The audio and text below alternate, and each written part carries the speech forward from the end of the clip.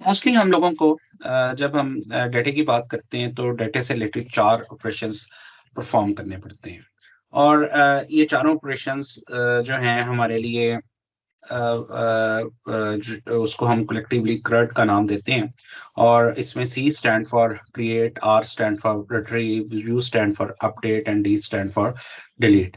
तो अब हम इन सेट ऑफ वीडियोस के अंदर ये देखेंगे कि हम पाइथन के अंदर किस तरह डाटा फ्रेम को इस्तेमाल करके डाटे को मैनेज करते हैं, नया डाटा ऐड करते हैं, एग्जिस्टिंग डाटे को तलाश करते हैं, अपडेट करते हैं, डिलीट करते हैं। और हम डाटा की स्टोरेज देखेंगे। अभी जो हम स्टोरेज का मैकेनिज्म देखेंगे कि डाटा फाइनली हार्ड डिस्क के ऊपर CSV फाइल में किस तरह स्टोर होता है, हम उस तरह से डाटे को कैसे उठा सकते हैं, उसमें डिफरेंट ऑपरेशंस किस तरह परफॉर्म कर सकते हैं। और ये सब चीजें हम पाइथन के अंदर डाटा फ्रेम का डाटा स्ट्रक्चर है उसके थ्रू इस सब को हैंडल करने की कोशिश करेंगे। तो आइए स्टार्ट करते हैं। लेकिन स्टार्ट करने से पहले हम कोशिश करते हैं कि जो प्रॉब्लम है उसको अच्छे तरीके से समझें।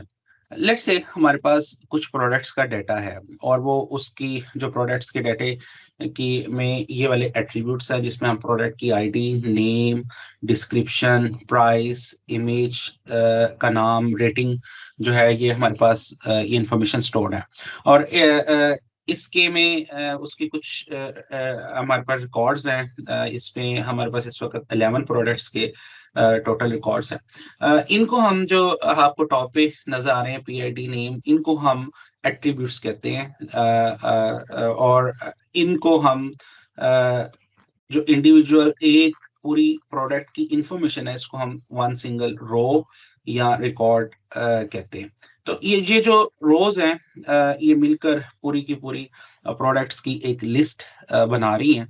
तो हर एक के अंदर आगे डिटेल इंफॉर्मेशन मेंशन है पूरी की पूरी प्रोडक्ट की। तो रियल टाइम में हमारे पास इस तरह का डाटा होता है। जिस तरह कस्टमर है, कस्टमर की आईडी, कस्टमर का नेम, कस्टमर का ईमेल, कस्टमर का पासवर्ड, स्टूडेंट्स हैं, स्टूडेंट का आईडी, स्टूडेंट का नेम, स्टूडेंट के मार्क्स, स्टूडेंट का उसकी फीस, उसका सेमेस्टर। इसी तरह एम्प्लॉयज हैं, एम्प्लॉयज की आईडी, एम्प्लॉयज के नेम, एम्प्लॉयज के एड्रेस, उनकी सैलरीज।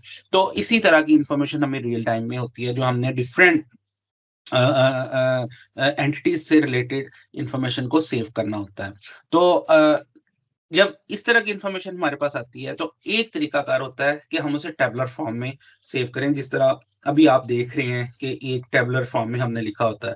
तो यूजुअली दुनिया में जो डाटा है वो सेव करने का ये one of the effective way है कि उसको हम एक टेबल की शक्ल में रख लेते हैं। हर इंडिविजुअल एट्रीब्यूट को या फीचर को अलग से एक कॉलम की शक्ल दे देते हैं और फिर हम उसको सेव करते हैं। आमतौर पर रजिस्टर्स में या मैन्युअली डाटा स्टोर किया जाता है तो इस तरह स्टोर किया जाता है।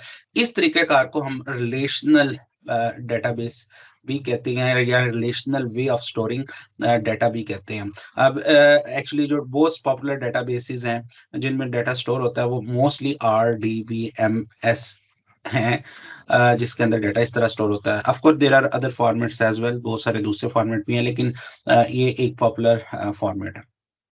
अच्छा जी, जो इन्फॉर्मेशन है जब अब ये तो अभी हम देख रहे हैं कि ये इन्फॉर्मेशन है हमने सेव करनी है। एक तरीका ये कि इस इन्फॉर्मेशन को हम एक फाइल के अंदर, जिस तरह नोटपैड में हम फाइल बनाते हैं उस तरह एक फाइल बना लें और हर एक लाइन को हर एक प्रोडक्ट की इन्फॉर्मेशन को एक लाइन में स्टोर करें और हर एक कॉलम को हम कोमा से सेपरेट करते हैं।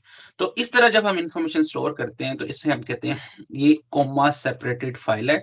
और एट शॉर्ट एंड नोटेशन के तौर पर हम कहते हैं ये CSV फाइल है। CSV फाइल कुछ इस तरह की होती है कि हम टॉप के ऊपर तो बता देते हैं ये वाले एट्रीब्यूट्स हैं और उसी ऑर्डर के अंदर नीचे हम उन एट्रीब्यूट्स की वैल्यू बताते हैं हर एक सिंगल प्रोडक्ट के लिए। एक सिंगल प्रोडक्ट एक लाइन पे, दूसरी प्रोडक्ट दूसरी लाइन पे, फिर उसके बाद तीसरी प्रोडक्ट तीसरी लाइन पे और सो ऑन। वो इस तरह हम पूरी की पूरी प्रोडक्ट सेव करते हैं। मिसल यहाँ पे जो लार्ज कैपेसिटी लिखा है तो ये एक्चुअली डिस्क्रिप्शन है। थर्ड कॉलम में इधर से वो 1 2 थर्ड आ रहा है तो इधर वो थर्ड कॉलम में ये इसकी डिस्क्रिप्शन है। तो इस फॉर्मेट में हम जब डाटा स्टोर करते हैं तो इसको हम कहते हैं ये कॉमा सेपरेटेड वे है डाटा स्टोर करने का, या ये एक CSV फाइल है। यूजुअली इसकी एक्सटेंशन भी हम डॉट CSV रखते हैं, और अगर आप इसकी एक्सटेंशन CSV रखें तो आप इसको माइक्रोसॉफ्ट एक्सेल के अंदर जो है ओपन कर सकते हैं। और जब आप ओपन करेंगे तो एक्सेल में ये आपको जरा थोड़ा सा बेहतर फॉर्मेट में लगेगा। अलग से कॉलम्स सेपरेट हुए होंगे, और आप उसके अंदर कोई चेंजेस करते हैं, सेव करते हैं, तो फाइल एक्चुअली CSV में नोट में कोमा सेपरेट फॉर्मेट में सेव होगी। इसका एडवांटेज ये है कि अगर आप इसको नोटपैड के साथ ओपन करेंगे तो वो फाइल आपको नोटपैड के साथ भी ओपन हो जाएगी, और आप उसको आसानी से देख सकते हैं या पढ़ सकते हैं। ये बहुत कॉमन फॉर्मेट है जिसके अंदर डाटा स्टोर होता है, और मोस्टली जो डाटा साइंस या पाइथन से रिलेटेड जो है काम है उनके अंदर क्योंकि में हमें मोस्टली CSV फाइल ही मिलती हैं डाटे के साथ। उनको भी हमें, हमारा ऑब्जेक्टिव ये है कि फिर इस डाटे को हम जो है वो किसी पाइथन के प्रोग्राम में लोड करें। तो पहला स्टेप यूजुअली हमें ये करना पड़ता है कि इस डाटे को हमें लोड करें। लोड करने के बाद फिर इसके अंदर अगर हमने कोई न्यू इन्फॉर्मेशन ऐड करनी है वो कर सकते हो, एग्जिस्टिंग इन्फॉर्मेशन को फाइंड करना हो तो वो कर सकते हैं, इसको हम रिट्रीव भी बोलते हैं मोर टेक्निकली। कोई ऑलरेडी इन्फॉर्मेशन है उसमें अपडेट करना हो तो अपडेट कर सकते हो, किसी इन्फॉर्मेशन को रिमूव करना हो तो वो हम रिमूव कर सकते हो। तो इन तमाम ऑपरेशन को कलेक्टिवली हम CRUD ऑपरेशन कहते हैं।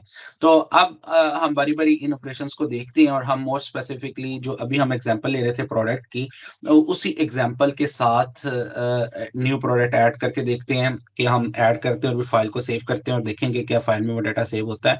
इसी तरह हम एग्जिस्टिंग कोई प्रोडक्ट फाइंड करेंगे और देखेंगे, हम उनकी इंफॉर्मेशन डिस्प्ले करवाने की कोशिश करेंगे। तो ये सारे जो है वो टास्क अब हम वन बाय वन आने वाली वीडियोस के अंदर देखते हैं।